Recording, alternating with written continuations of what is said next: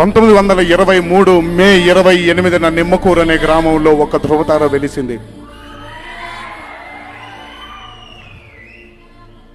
ఒక గొప్ప తండ్రే కాదు, ఒక గొప్ప బిడ్డే కాదు, ఒక గొప్ప నటుడే కాదు, ఒక గొప్ప నాయకుడే కాదు.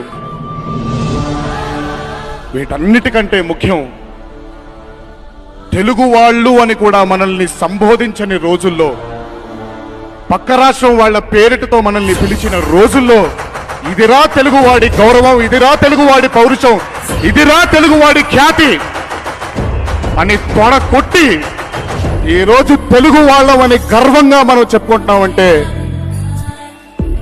దానికి త్యాగం చేసిన ఎందరో మహానుభావులు. అందులో నందమూరి తారక రామారావు గారు ఒక ప్రముఖుడు. ఇది మాకు తెలిసి